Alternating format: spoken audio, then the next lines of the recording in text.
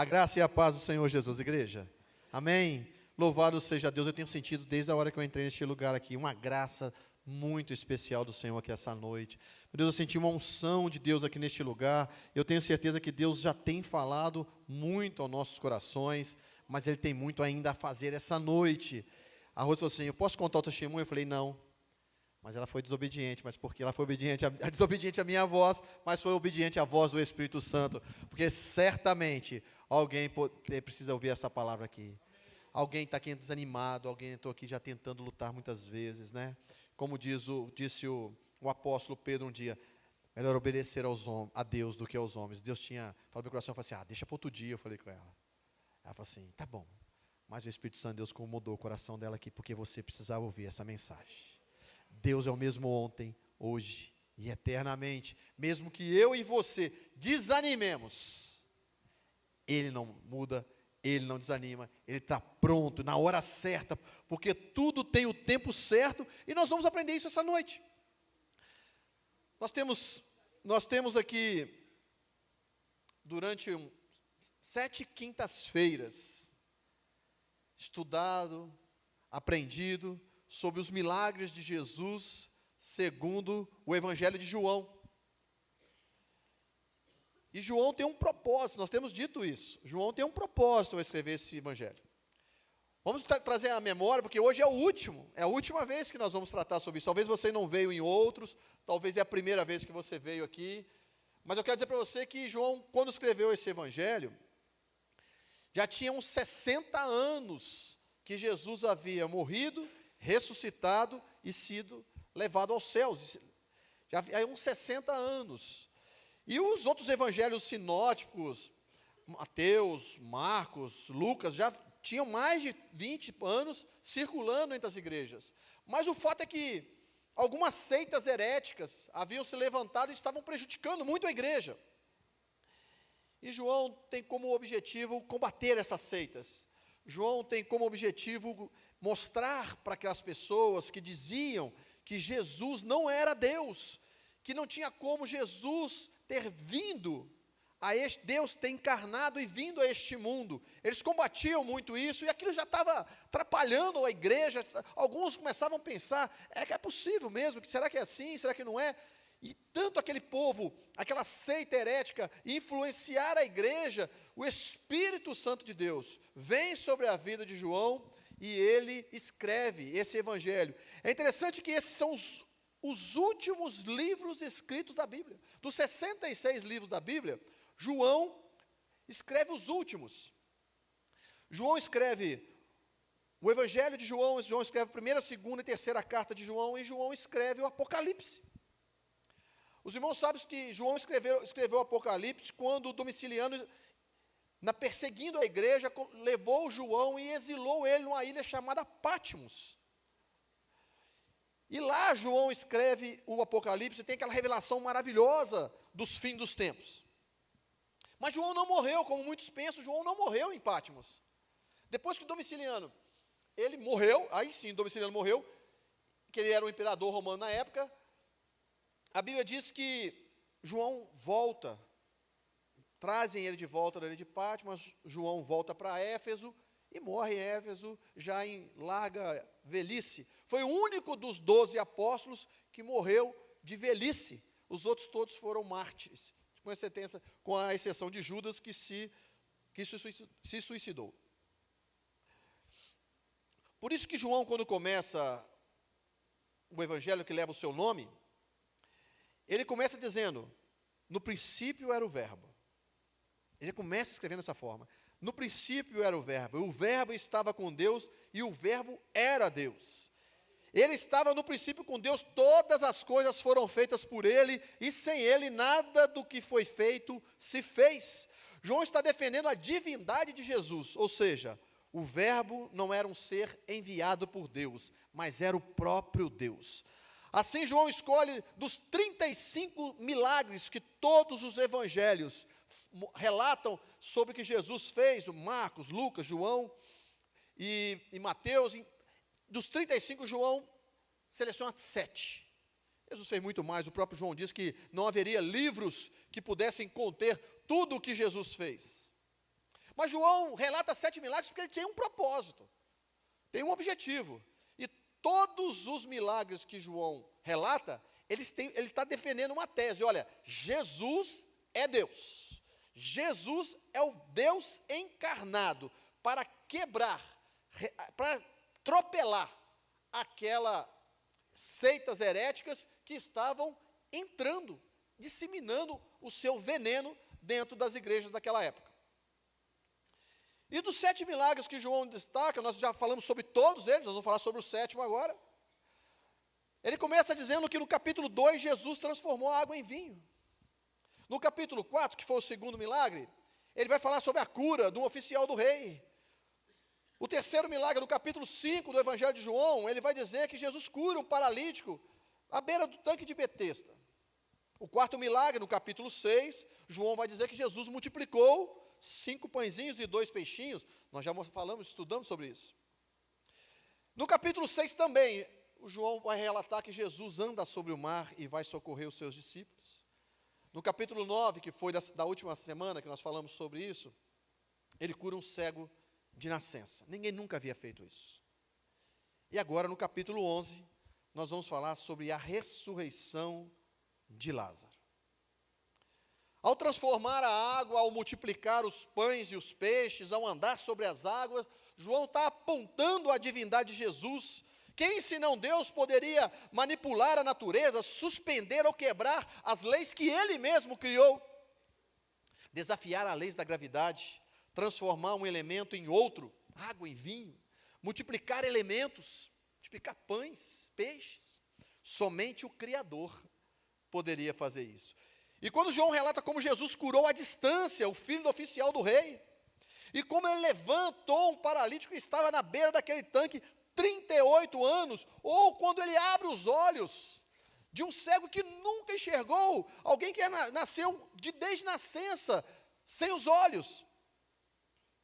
João queria mostrar que Jesus é Deus, e que Ele tem o poder sobre o pecado, sobre a miséria humana, sobre as consequências que o pecado trouxe, porque doenças, enfermidades, essas coisas que atingiu a nós, a humanidade, por causa do pecado. E João queria mostrar que Jesus tinha o poder sobre essa miséria humana chamada pecado. Mas ao ressuscitar Lázaro, João quer mostrar que Jesus tem poder sobre a morte. E João deixa o último milagre para relatar, porque a morte é o último milagre a ser vencido. João quer revelar que ele é o seu poder, o seu amor, compaixão, para que creiamos nele e sejamos por ele salvos. Tudo isso, João quer mostrar a glória de Deus na pessoa de seu filho Jesus. E João tem uma estratégia. Ao referir-se aos milagres, João trata-os como sinais. Se você olhar todas as vezes, vai dizer que esses eram os sinais. E por causa desses sinais, João tem uma estratégia com isso. Por quê? O que ele está querendo dizer? Ele está querendo apontar que o sinal é pequeno, perto daquilo que ele quer mostrar. Vou exemplificar aqui.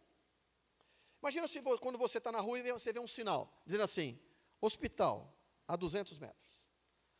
A placa, o sinal que está apontando para aquilo que está escrito é muito menor do que aquilo é. Uma placa é muito menor que um hospital. Se você vai no aeroporto, aonde a placa, o sinal está demonstrando, olha, aqui é o aeroporto. Então entenda isso. Todo sinal é menor do que o objeto para onde ele aponta. Entenda essa estratégia de João. João está mostrando como sinais, porque aquilo que João queria mostrar realmente é o seguinte, olha, na verdade ele é Deus. O que ele está fazendo é apenas um sinal para mostrar que ele é Deus. Vocês estão me entendendo? Diga um amém, por favor.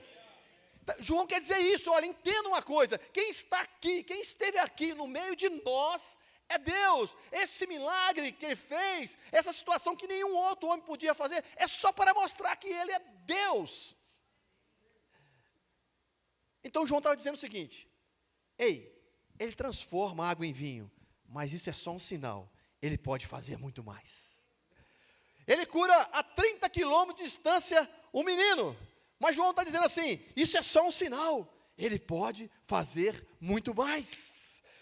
Quando ele levanta alguém parado, paralisado na beira de um tanque por 38 anos, aquele paralítico, João está dizendo, olha, é só um sinal, ele pode fazer muito mais. Quando ele multiplica 2 peixinhos e 5 pãezinhos, João está dizendo, olha, é só um sinal, ele pode fazer muito mais. Quando ele anda sobre as águas e socorre aqueles discípulos e acalma aquela tempestade, João está dizendo, é só um sinal, ele pode fazer muito mais. Quando ele restaura a visão daquele cego que nunca enxergou, João está dizendo, é só um sinal, ele pode fazer muito mais. E quando nós vamos aprender agora que ele ressuscita Lázaro, enterrado há 4 dias, João está dizendo, é só um sinal. Ele tem um poder infinito para fazer muito mais. E um dia, todos os que morrerem nele também ressuscitarão. Está mostrando que Jesus é muito mais do que aquilo. Apesar de nós admirarmos, ficarmos encantados com aquilo. Mas Jesus está dizendo, é só um sinal. Ele é o Criador deste universo inteiro. Tudo que foi feito por Ele, e sem Ele nada que existe teria sido feito. Esse é o Jesus apresentado por João, para quebrar qualquer dúvida que Jesus Cristo era ou não Deus. Eu convido você a abrir sua Bíblia, que até agora foi só uma introdução, em João capítulo 11.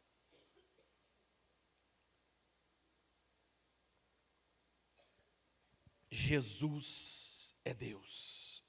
João capítulo 11 diz assim, entenda isso, olha bem, vamos aprender aqui nas particularidades, que esse texto, irmão, é muito rico. Eu gostaria de falar sobre esse texto, sei lá, acho que uns 4, 5 quinta-feiras. Diz assim a palavra de Deus, estava enfermo certo Lázaro de Betânia, aldeia de Marta e de sua irmã Maria. Essa Maria, cujo irmão agora estava doente, era a mesma que ungiu o Senhor com um bálsamo e lhe enxugou os pés com os cabelos. Mandaram as irmãs de Lázaro dizer a Jesus, entenda isso, preste atenção nesse texto, versículo 3, mandaram as irmãs de Lázaro, quem? Marta e Maria, dizer para quem? Dizer a Jesus, Senhor, aquele a quem amas está enfermo. Quando Jesus ouviu isso, disse, esta enfermidade não acabará em morte, mas é para a glória de Deus, para que o Filho de Deus seja por ela glorificado. Jesus amava, observa isso, a Marta e a sua irmã Maria e a Lázaro. Porém, quando ouviu que Lázaro adoecera, ficou ainda 2 dias no lugar onde estava. Depois disse aos seus discípulos, voltemos para a Judéia. Disseram os discípulos, Rabi, ou mestre, ainda agora os judeus procuram apedrejar-nos e voltas para lá? Versículo 11. Disse isso e continuou, nosso amigo Lázaro dorme, mas vou despertá-lo. Responderam os discípulos, Senhor, se dorme, melhorará. Jesus estava falando da sua morte, mas os discípulos pensaram que ele se referia ao repouso do sono. Não entenderam nada que Jesus falou. Então Jesus disse claramente, Lázaro está morto. E me alegro por causa de que lá não estivesse, para que possais crer, vamos ter com ele. Então Tomé, chamado Dídimo, disse aos outros discípulos, vamos nós também para morrer com ele. Estava com medo porque quando Jesus saiu de lá, estavam tentando apedrejar Jesus, e Jesus foi para este lugar, e agora Jesus fala em voltar, e eles estavam com medo, achando que ia morrer. Deus revela a sua glória em meio ao sofrimento. Marque essa palavra, essa enfermidade não é para a morte, mas para a glória de Deus. Está evidente que o propósito de Jesus, de Deus, era revelar sua glória em Jesus. Parece estranho, porque geralmente Jesus revelava sua glória curando. Deus permite que um amado seu ficasse doente. Às vezes isso dá uma dúvida na gente. Imagina a situação. A casa de Lázaro, de Marta e de Maria, era uma casa de amigos. Pessoas que Jesus amava. Você não vai ver em nenhum dos evangelhos dizer que era um local na qual Jesus operara algum tipo de milagre na casa deles. Então era um lugar que Jesus ia sempre, mas Jesus ia ali para ficar entre amigos, Jesus ia ali para comer com eles, Jesus ia ali para se alegrar com eles, Jesus ia ali para descansar na casa deles. Tanto que esse sentimento era tão próximo, que ele falou assim, nós nunca pedimos nada para Jesus. E aí Marta falou, nós nunca pedimos nada para Jesus, o Lázaro está doente, e certamente, eles tentaram de tudo para que Lázaro fosse curado. Tentaram de tudo, mas Lázaro não melhorava, Lázaro só piorava. Até que chegou o ponto, que eles mandam um mensageiro ir até Jesus. E quando esse mensageiro vai, ele vai já com o pedido na ponta da língua. Chegaram e falaram assim, você vai chegar lá, você não vai dizer para Jesus, olha, Maria e Marta está te chamando, aquelas pessoas que são seus amigos. Não, você vai chegar e vai dizer assim, olha, aquele que tu amas está doente. Qual era a expectativa delas? Que ele parasse o que estava fazendo e fosse correndo curar a Lázaro, porque Jesus manifestava, Deus manifestava a glória dele na vida de Jesus, curando muitos enfermos, e isso era mais do que notório. A multidão seguia Jesus por onde ele ia, isso todo mundo sabia. Eu fico imaginando quantas vezes, na mesa daquela casa, Jesus começava, os discípulos começavam a contar do que havia acontecido. Olha, Jesus curou esse, curou aquele. Nossa, Jesus transformou água em vinho. Você não está entendendo? Tinha uma multidão de 15 mil pessoas. E Jesus ali com 5 pãezinhos e 2 peixinhos. E aí Pedro, você não sabe da maior. Contando para Lázaro, Maria e Marta. Você não está entendendo? Rapaz, no meio de uma tempestade danada, eu fiquei com medo. Esse homem aparece no meio do mar. E nós achamos que era um fantasma. E eu falei, se é o Senhor mesmo, deixa que eu vou. Eu andei sobre as águas. Vocês estão me entendendo? Diga amém, por favor. Dá para imaginar essa cena? Essa era a casa deles. E aí quando um amado dele fica doente, ela manda um mensageiro, vai lá e fala assim, olha, aquele que tu amas, está precisando de ajuda. Mas Jesus fala assim, para aquele mensageiro, olha, essa doença não é para a morte, é para a glória de Deus. O que você entende com isso? Ele não vai morrer. Sim ou não? Sim ou não, gente? Sim, qualquer um entenderia isso. O que você acha que o mensageiro fez? Voltou. Nossa, Jesus falou, não vai morrer. E aquele mensageiro volta. Provavelmente, quando ele chega lá, Lázaro já estava morto. Eu fico imaginando o que aquele homem pensou. O que aquele mensageiro pensou. Caramba, Jesus aguardou para falar mentira. Ele falou que não era para a morte.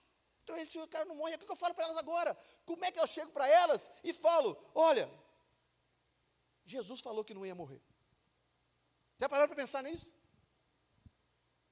Eu, Anselmo, acho que ele não disse nada. Ele só ficou pensando. Bom, mas Jesus queria mostrar algo. Deus permite que um amado seu ficasse doente. Quanto mais difícil, irmão, quanto pior for a situação, mais o poder dele é revelado. A glória dele é mais evidenciada ressuscitando o morto do que curando o doente. E Jesus chega lá depois de 4 dias, por um motivo. Por que Jesus esperou 4 dias? Morreu, não poderia ter no dia seguinte? Acontece que na tradição judaica tem um aglomerado, uma coletânea de discussões rabínicas sobre a Torá, sobre as leis halachá, fala sobre a ética, o costume, a filosofia e a história judaica. É o Talmud judaico. E no Talmud judaico, tinha-se uma crença que o espírito poderia ficar em volta do corpo até 3 dias. Então Jesus fala assim, para não ter nenhuma conversinha depois, de achar que o espírito estava ali em volta, ali, e resolveu entrar, eu vou esperar o 4º dia. E você fala, meu Deus, fica pensando na situação daquelas meninas. Bom, chega o mensageiro, olha, Jesus, olha, ele está vindo aí. Ah, mas agora Lázaro já morreu. Ah, mas ele é nosso amigo. Ele nos ama. Ele vai chegar para o velório. E esperaram, e passou o velório. E eu imagino que elas deviam ficar olhando assim para a janela.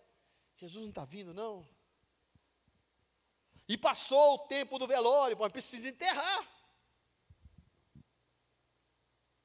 Eu acho que elas deviam pensar assim, bom, não veio curar, não veio para o velório. Ah, mas para o enterro, para o sepultamento, não é possível. Nós somos seus amigos. E Jesus não veio. E não veio nem consolar. Tudo tem um propósito, meu irmão. Se você está achando que está demorando, entenda uma coisa. Tudo tem um propósito. Por isso, ele esperou 2 dias lá. Um dia para ir. Um dia o mensageiro demorou para ir. Ficou 2 dias. E um dia ele demorou para voltar. 4 dias. Entenda uma coisa. Ele não está demorando. Ele está melhorando o que ele vai fazer na sua vida. Vou repetir isso.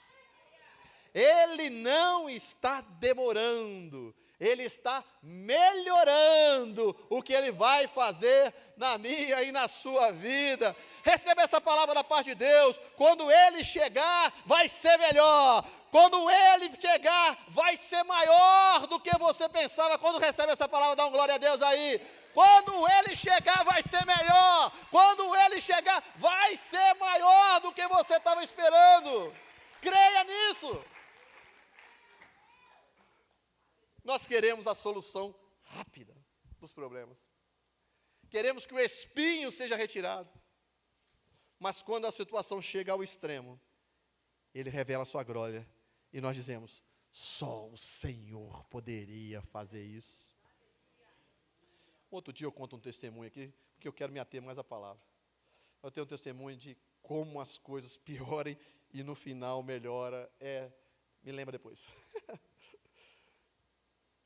Olha só, no versículo 17 ao 37, Jesus chega. Olha a situação, imagina como é que estava Marta e Maria. Vamos lá. 37. Quando Jesus chegou, já fazia 4 dias que Lázaro havia sido enterrado. Diga, 4 dias. Betânia estava a cerca de 15 estados de Jerusalém, e muitos que tinham ouvido, muitos tinham vindo visitar a Marta e Maria para consolar acerca de seu irmão que havia morrido.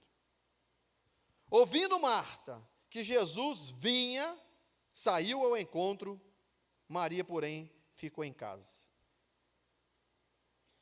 Disse Marta a Jesus, se o Senhor estivesse aqui, meu irmão não teria morrido. Eu fico imaginando essa cena. Eu não sei se foi o mesmo mensageiro que foi lá falar para Jesus, olha, aquele que tu amas está doente, foi o mesmo que foi dizer para Marta, Jesus está chegando. Porque alguém foi falar para ela. E eu fico imaginando, talvez, o camarada que fez isso aqui, ele pensa, mas é muito cara de peroba, está vindo depois de 4 dias. Como assim? Eu fui lá falar com ele. Digamos que fosse o mesmo, a Bíblia não fala, estou conjecturando aqui. E Marta vai ao encontro. Jesus, se você for olhar nos próximos versículos, Jesus ainda não tinha entrado, Betânia é uma aldeia, Jesus não tinha entrado, porque Jesus foi chegando, vai chegando, vem aquele alvoroço, as pessoas vêm, né? As pessoas vêm chegando. Jesus não tinha entrado na aldeia ainda. Mas algum fofoqueiro já foi lá correndo falar para Marta, tá vindo. Eu acho que Marta saiu correndo. E ela já deve ter até alinhado com Maria, porque Maria vai dizer a mesma coisa para ela depois. Quando Jesus está vindo aí, quando Jesus chegar, e está chegando, me disseram já, nós vamos falar para ele um discurso pronto. Se o Senhor tivesse aqui, meu irmão não tinha morrido. Você pode ver que depois Maria vai chegar e falar a mesma coisa. Se o Senhor estivesse aqui, o meu irmão não teria morrido. 22. Mas ainda agora sei que tudo o que pedires a Deus, Ele te concederá. Tipo assim, não é por causa disso que você perdeu o seu poder, porque você não curou o meu irmão. Disse Jesus, teu irmão ressurgirá. Respondeu Marta, eu sei, ressurgirá na ressurreição do último dia. Vamos entender isso aqui. Por que Marta falou isso?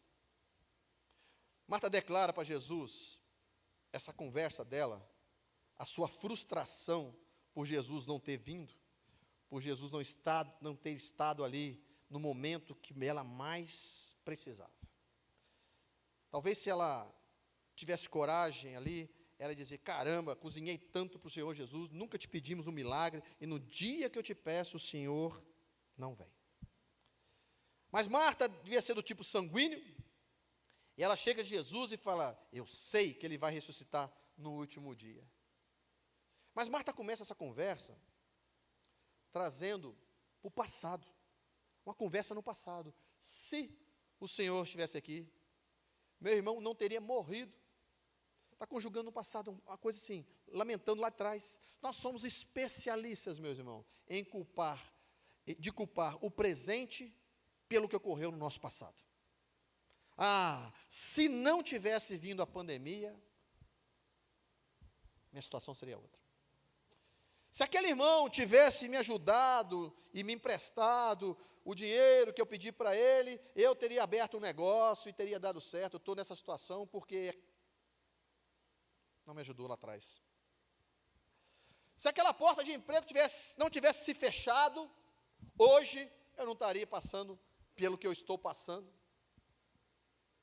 E depois de Marta ter essa conversa no passado, ela vai falar do futuro. Entenda isso. Jesus fala assim, seu irmão vai ressuscitar, Marta. Ela fala assim, eu sei, no futuro, lá na frente, lá no último dia. Então ela sai do passado e vai direto para o futuro. Eu sei que naquele dia ele há de ressuscitar. Marta está dizendo, não deu certo no passado, mas vai dar certo lá na frente.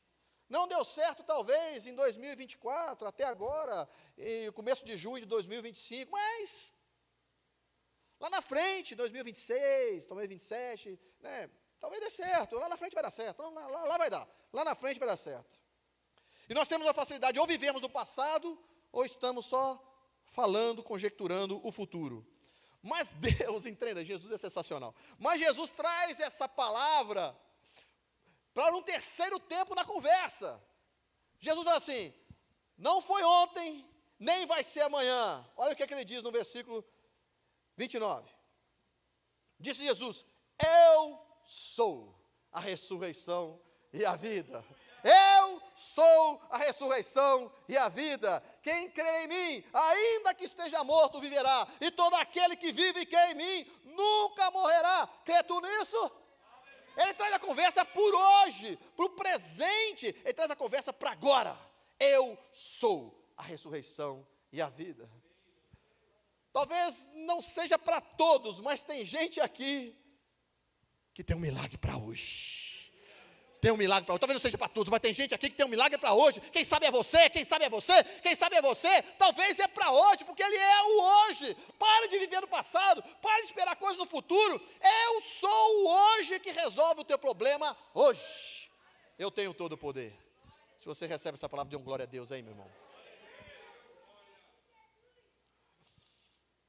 Marta vai falar com Jesus sobre teologia.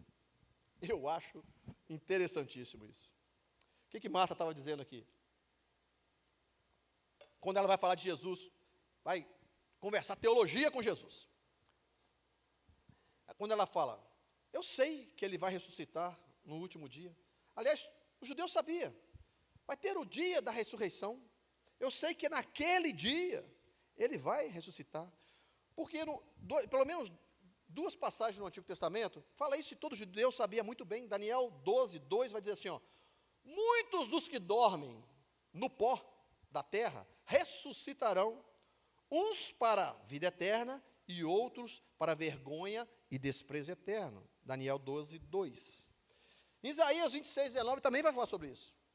Os teus mortos viverão, os teus corpos ressuscitarão, despertai e exultai os que habitam no pó. Porque o teu orvalho será como o orvalho das ervas, e a terra lançará de si os seus mortos. Era sobre isso que Marta estava conversando com Jesus. Olha, eu sei que ele vai ressuscitar lá no fim dos tempos. Daniel fala sobre isso, Isaías fala sobre isso, eu sei. Mas Jesus vai dizer para ela, você não entende nada, Marta, sobre ressurreição. Porque ressurreição não é um dia, ressurreição é uma pessoa. E o que ele está dizendo? Pode chegar o dia que for no calendário, se eu não estiver presente, não tem ressurreição e não tem milagre.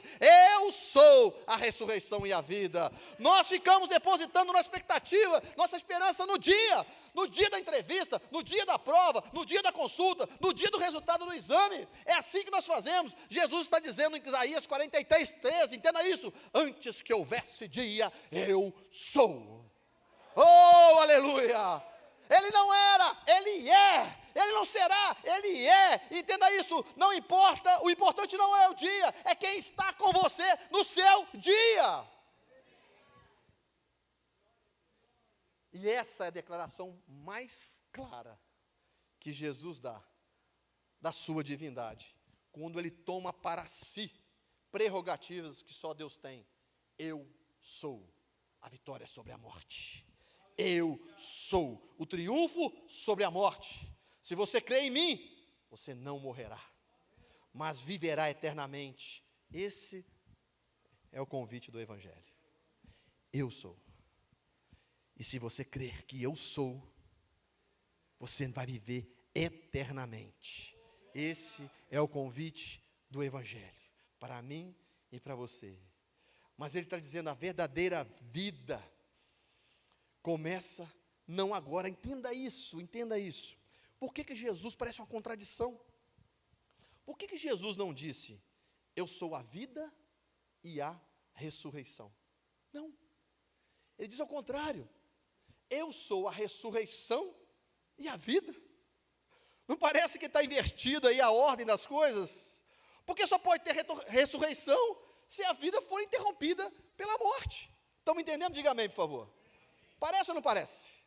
Não era para dizer, olha, eu sou a vida e a ressurreição. Mas Jesus inverte as posições. Ele fala assim, eu sou a ressurreição e a vida. Ele está dizendo o quê, meu irmão?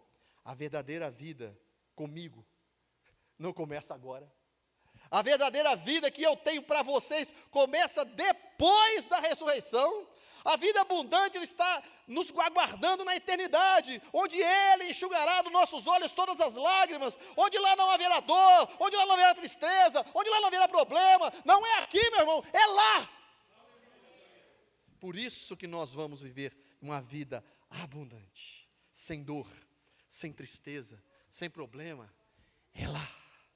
Por isso que Ele garante para nós, é lá. No céu, é a vida eterna. Isso aqui é passageiro. Quando nós ressuscitarmos, estaremos com Ele, se nós cremos nele. Por isso que João fala, insistentemente mostrando, olha, creia que Jesus é o Filho de Deus, e você terá a vida eterna com Ele.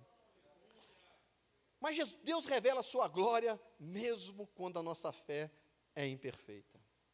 Eu quero continuar aqui lendo com vocês rapidamente. Já vou terminar.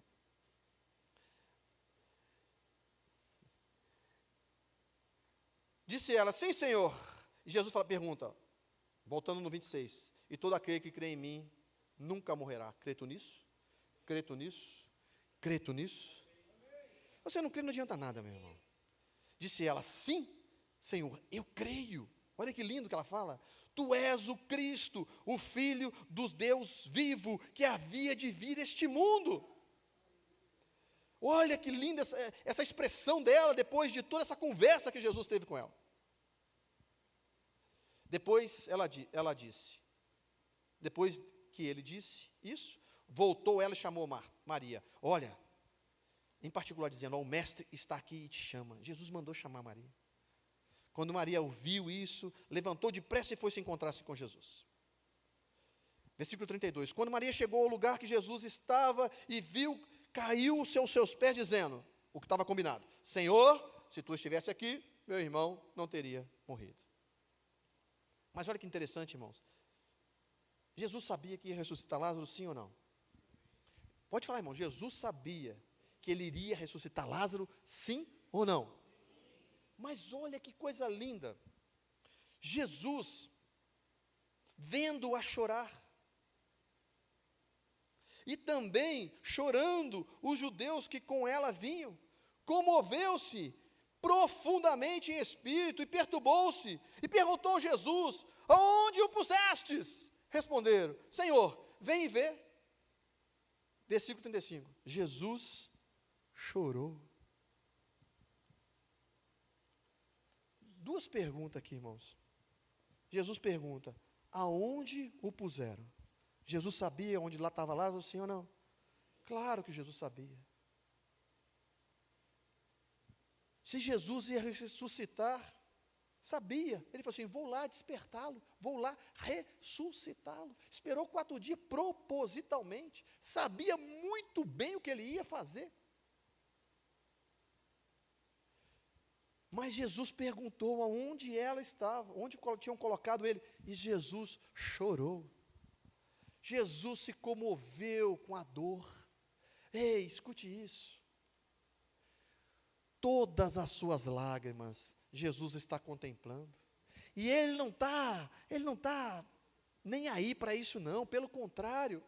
Mesmo sabendo que vai fazer na sua vida do tempo certo, mas Ele chora, Ele sente a sua dor, Ele sabe o que você está passando, Ele viveu aqui num corpo como o meu e como o seu, Ele sabe o que eu e você estamos passando, nessa dificuldade que nós estamos vivendo no hoje, Ele sabe os apertos nossos hoje, Ele sabe a tristeza e as angústias nossas de hoje, e Jesus chorou como eu e você choramos todos os dias, ou quando choramos.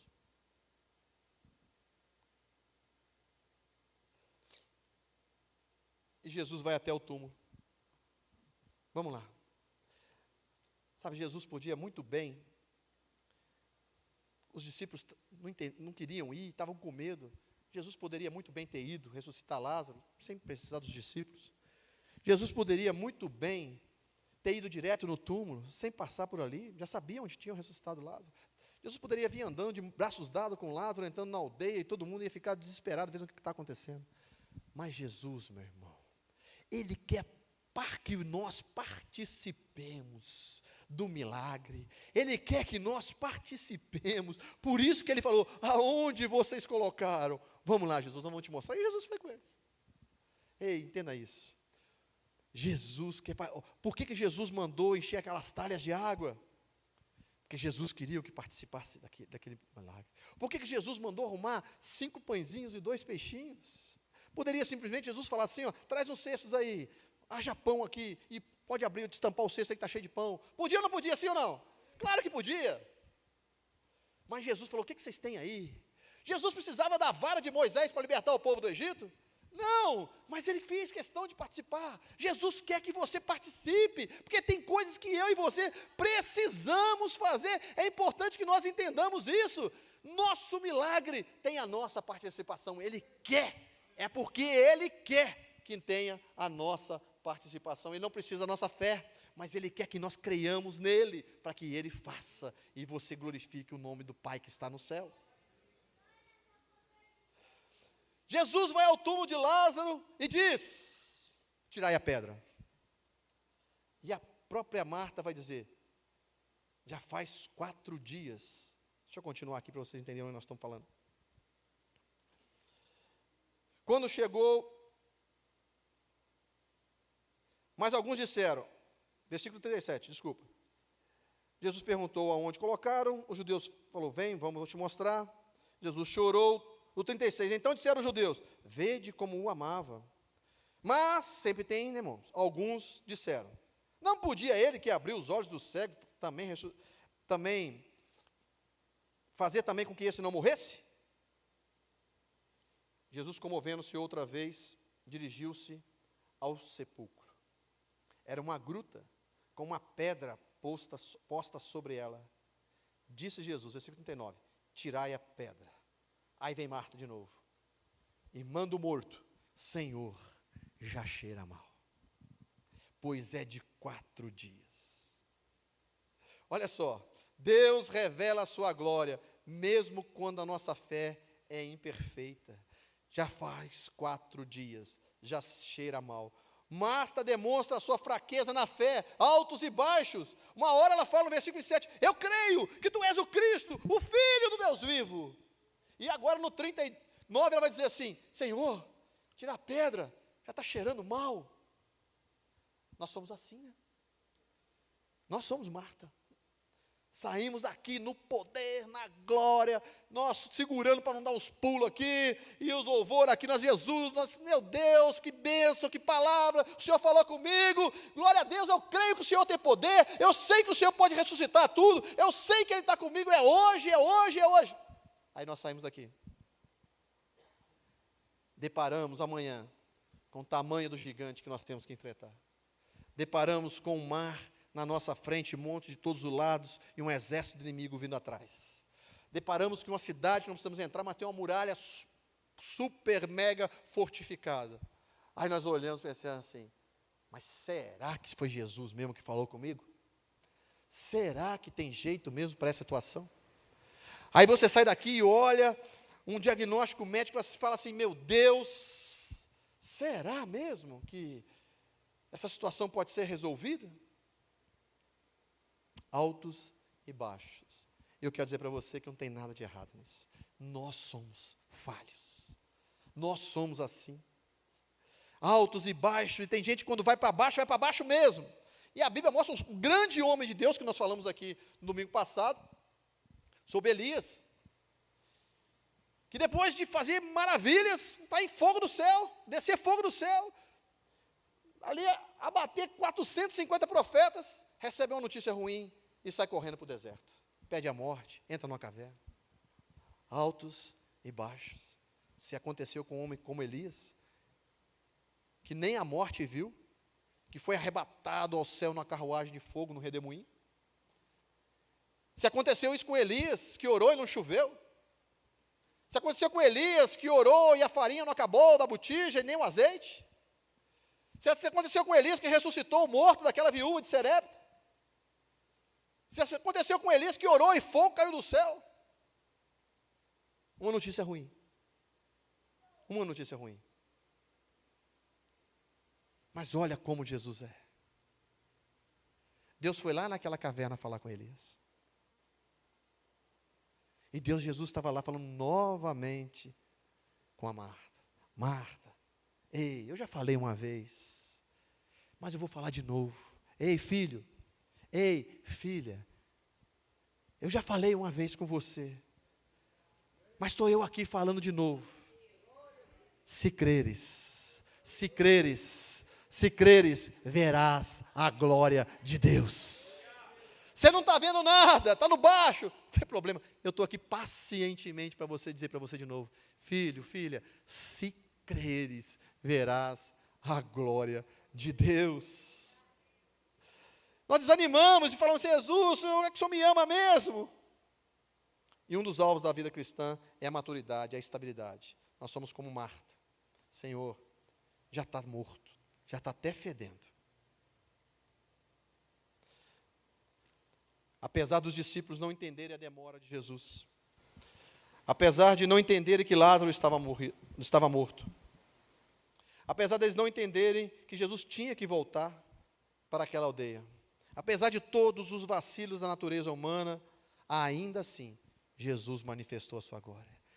Eu quero dizer para você nessa noite, apesar de toda a fraqueza minha e sua, Jesus vai manifestar a glória dele aqui essa noite, eu creio nisso. Jesus vai manifestar a glória dele, mesmo com nossos altos e baixos. Talvez você entrou aqui lá embaixo, mas essa palavra é para sacudir o seu coração.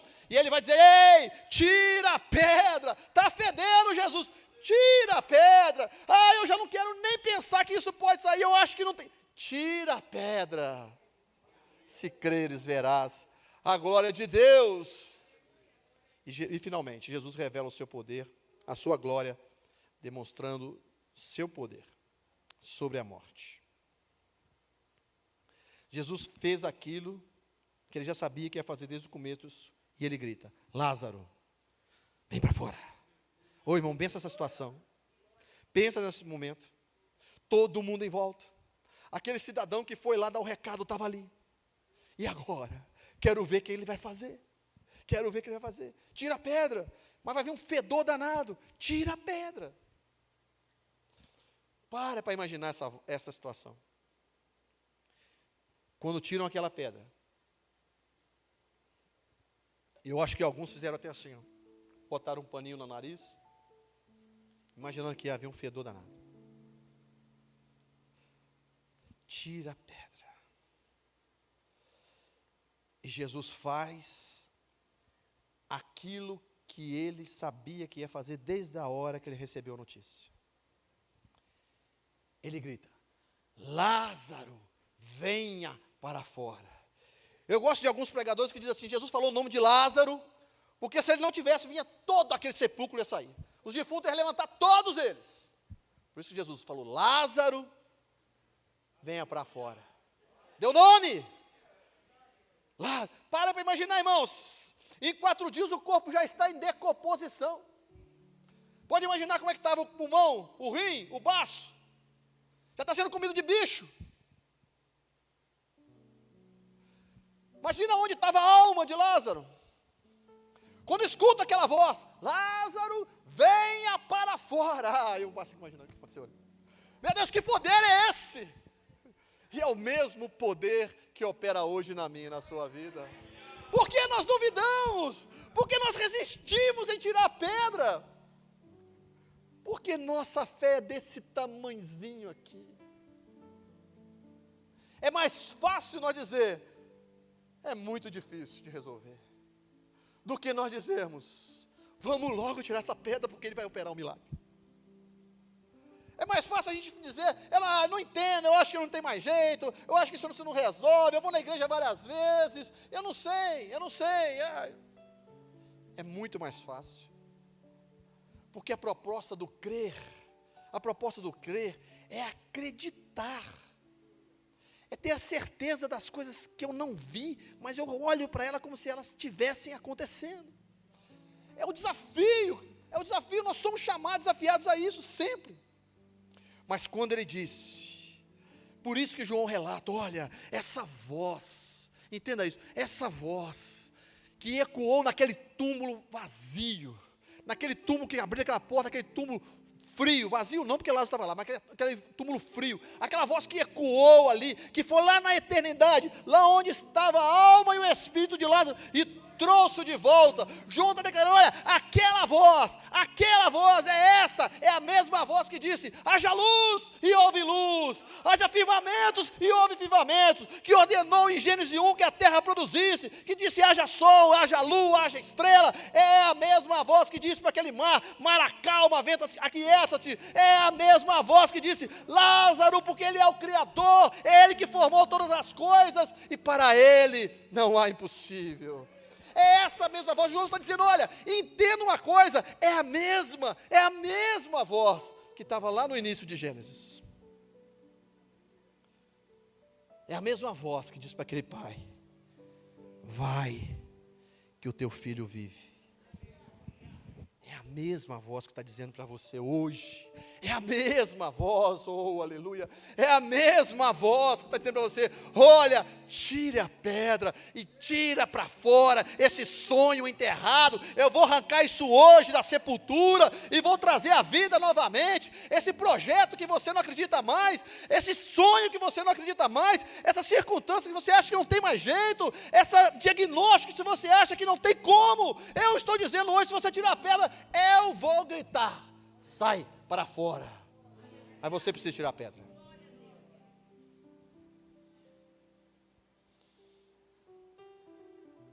Sonhos, venham para fora. Casamentos enterrados, venham para fora. Projetos, venham para fora. Famílias que você já acha que não tem mais jeito, estão mortas, venham para fora. Essa noite é noite de ressurreição.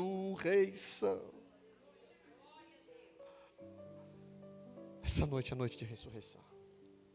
Eu convido vocês a colocar em pé e eu termino aqui.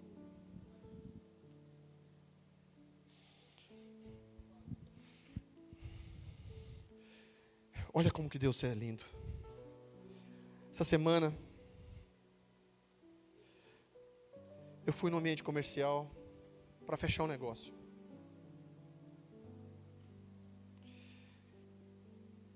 E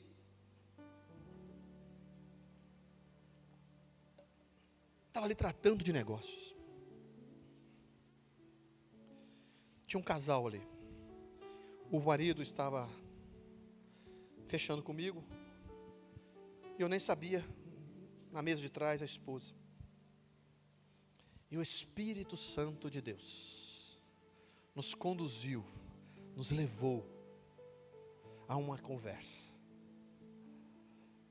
E ele falou, está na correria, imagina você deve ser um homem muito ocupado, um empresário. E eu peguei, eu falei assim, empresário hoje é a minha profissão secular. Eu sou pastor. Aí quando eu falei pastor, a esposa levantou a cabeça. E ela falou, ela começou a dar atenção à conversa. E eu comecei a falar, comecei a conversar. E o Espírito Santo de Deus foi me conduzindo, ele foi me dando abertura. E eu não fui falando. E em determinado momento, ela começou a se abrir e dizer o que ela estava passando. A situação que ela estava vendo dentro da casa dela. Uma filha, adolescente, estava numa situação que a mãe já tinha desistido dela. Tendo um relacionamento homoafetivo, passando, e a mãe havia sido criada na igreja, afastada dos caminhos do Senhor há muito tempo. E aquela mãe começou a chorar, contando, e eu comecei a contar, comecei a falar da palavra de Deus para ela. E eu disse para ela, olha, para mim está muito claro o que eu vim fazer aqui hoje. Eu não vim aqui fechar negócio. O negócio já está fechado, mas não era esse o propósito. Eu poderia ter ido em vários outros lugares. Eu não conheço vocês. É a primeira vez que eu estou fechando um negócio com essa empresa. Eu não conheço, nunca vi vocês na minha vida, mas existe um Deus que contempla você, que contempla a sua família, que olha as tuas lágrimas, que vê você lá naquela sepultura, chorando por um filho, que você acha que não tem mais jeito, que já está enterrado, que não tem como, que você coloca uma pedra que não está nem falando com ela mais. Vai ter um propósito, você entende isso? Ela começa a chorar, fala assim, eu entendo. Foi, então presta atenção no que eu vou te dizer. Não desista da sua família. Lute com todas as forças que você tem. Porque tem um Deus que me trouxe aqui hoje, nessa manhã, eu falei para ela, para dizer isso para você. Tome uma atitude diante de Deus, tire a pedra da incredulidade e entenda que Ele tem poder para trazer à existência as coisas que não são, como se elas já fossem. Ele tem todo o poder, porque nós limitamos, somos nós que limitamos o que Deus pode fazer. E ela me disse, eu orei por aquela família, eu orei para os dois, abracei, chorei com eles. E eu falei assim, domingo, seja de manhã em São Bernardo, ou seja à noite em Santo André, eu quero ver você guerreando pela sua família. E ela falou, pastor, me comprometo, eu estarei lá. Eu não vou abrir mão daquilo que Deus me deu. Filhos, família, são herança do Senhor. E o Satanás, o diabo, quer destruir. Quer dizer para você que não tem mais jeito. Não desista. Seu sofrimento não quer dizer que Ele não te ama. Ele sempre vai fazer todas as coisas para que coopere pelo seu bem e para a glória dele. Se você acha que está demorando, a demora também tem os seus propósitos. Creia que Jesus vai mudar essa situação que você está vivendo. Hoje vai sair do sepulcro. E se você olhar nos versículos seguintes, eu vou terminar aqui porque o horário já foi. Mas me inspira muito essa palavra, se você olhar nos versículos seguintes. Lázaro saiu do sepulcro. E no capítulo 12, eu vou ler. 1 minuto a mais vai atrapalhar. 6 dias, João 12. 6 dias antes da Páscoa, Jesus foi para Betânia, onde estava Lázaro, a quem ele ressuscitara dentre os mortos. Fizeram ali uma ceia, um banquete, uma festa. Maria servia e Lázaro era um dos que estavam à mesa com Jesus. Enquanto isso, uma grande multidão de judeus, ao descobrir que Jesus estava ali, veio, não apenas por causa de Jesus, olha que coisa linda, mas também para ver Lázaro, a quem ressuscitara dos mortos. E eu quero liberar uma palavra profética sobre a vida. Deus vai tirar você desse lugar de morte e vai colocar você em um lugar de honra. Eu vou repetir isso: Deus vai tirar você de sepulcro, Deus vai tirar sua família da morte, Deus vai tirar sua família do buraco e vai colocar você em um lugar de honra. A mesa é lugar de comunhão, mesa é lugar de se alimentar, mesa é lugar de comunhão. Lázaro saiu daquele buraco e foi sentar-se à mesa com Jesus. Oh, aleluia! Muitos foram lá ver, conhecer. Eu quero dizer para você que muitos vão chegar até você e perguntar: ei, conta esse milagre para mim. Eu quero conhecer aquela família que está destruída e foi restaurada. Eu quero conhecer. Eu fiquei sabendo de uma empresa que estava falindo e Jesus levantou. Eu fiquei sabendo de uma pessoa que estava em depressão, não levantava da cama, mas Jesus levantou essa pessoa. E eu quero conhecer, eu quero saber quem é. Se é você, dê um glória a Deus aí, meu irmão. Muitos vão se chegar para ver, oh aleluia, o que Deus fez e fará na sua vida. E nós vamos louvar a Deus com ele. E eu quero te dar a oportunidade para você receber uma oração. Se você tem situações na sua vida que precisam ser ressuscitadas, sai do seu lugar e venha rápido, tira a pedra, tira a incredulidade. Eu já fui na frente, eu já fiz tanta coisa. Tira a pedra essa noite, tira a pedra da incredulidade, remova a pedra e dê um passo. Ouça a voz, essa voz que falou com você desde a hora que você entrou aqui através dos louvores, essa voz que falou com você desde a hora que você botou os pés aqui hoje, uma noite de chuva. Mas Deus te trouxe neste lugar, você não ficou em casa. Muitos ficaram, mas você está aqui. Reaja à palavra de Deus.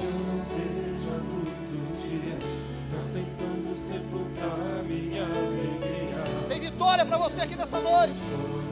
Você não veio aqui por acaso. Lázaro ouviu a voz e ouça também. Quando aquela pedra removeu, depois de 4 dias ele reviveu. Quem que está morrendo na sua casa, meu irmão? Mas tem não outro que possa fazer aquilo que só o teu nome tem todo mundo. Se você precisa de um milagre, seu lugar é aqui, ó. Milagre, remove a minha pedra. Oh, glória a Deus.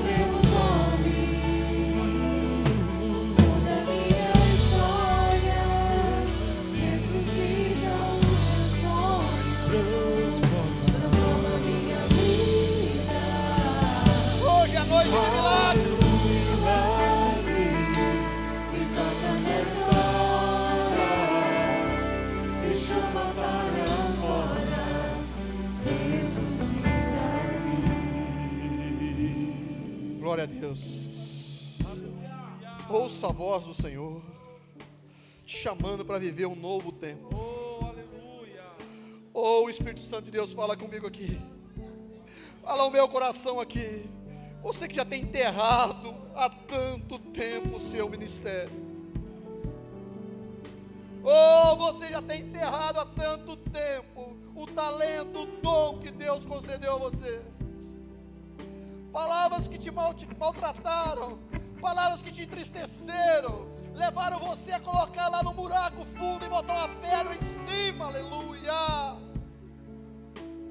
Mas Deus está te chamando hoje para um novo tempo, o seu lugar, o lugar daquilo que Ele confiou a você, o ministério que Ele colocou em suas mãos. Não é enterrado no buraco com a pedra por cima. Deus diz para você: ei, venha cear comigo, ouça a minha voz.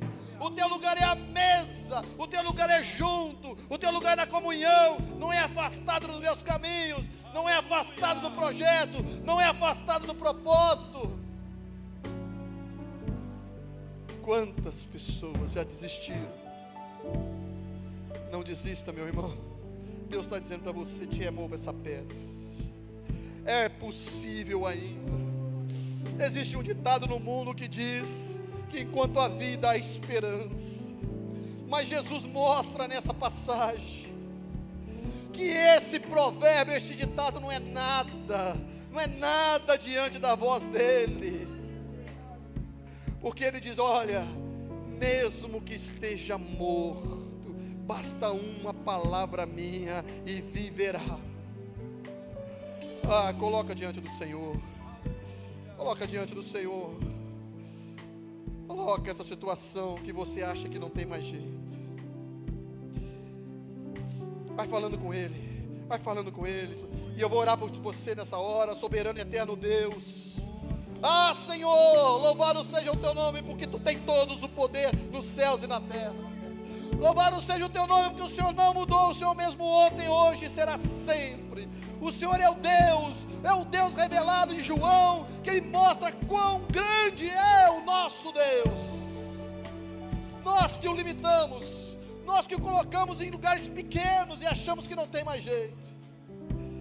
Senhor, eu sei que hoje essa palavra é para trazer a existência, trazer a vida, coisas que estão mortas, Pai. Vai trabalhando, Senhor. Vai agindo no coração, Senhor. Meu irmão, vai retirando a pedra que o Jesus vai chamar. Senhor, aquela voz que ecoou naquele túmulo frio, aquela voz que ecoou naquele sepulcro gelado, é a mesma voz que está ecoando nesta noite, neste lugar. E o Senhor está chamando para fora, Senhor. O Senhor está chamando a vida. O Senhor está chamando a vida. O Senhor está chamando vida neste lugar. Vida para a família, vida para o ministério, vida na carne, vida no espírito, vida no trabalho, vida na família, vida nos sonhos, vida nos projetos, vida para esta igreja, vida para essas pessoas. E é isso que o Senhor trouxe aqui, cada um de nós nessa noite, para recebermos vida. E eu abençoo, Senhor, a cada um, Pai, e peço, Pai, age, faz, opera aquilo que nenhum homem pode fazer, para que este povo creia, Senhor Deus, que Tu és o Deus, o Filho do Deus vivo, Pai. Ajuda-nos, meu Deus. Ajuda-nos quando vacilamos, Pai. Ajuda quando duvidamos, Pai. Ajuda-nos, Senhor Deus, quando oscilamos na nossa fé, Pai. Mas da mesma forma, Pai, que o Senhor operou ali com Marta, Pai, oscilando na fé dela, o Senhor opere, Senhor Deus, em cada um de nós aqui essa noite. Mostra a Tua glória, Senhor, em nome de Jesus. Se você crê, dê uma salva de palmas ao Senhor. Louvado seja Deus pela sua vida.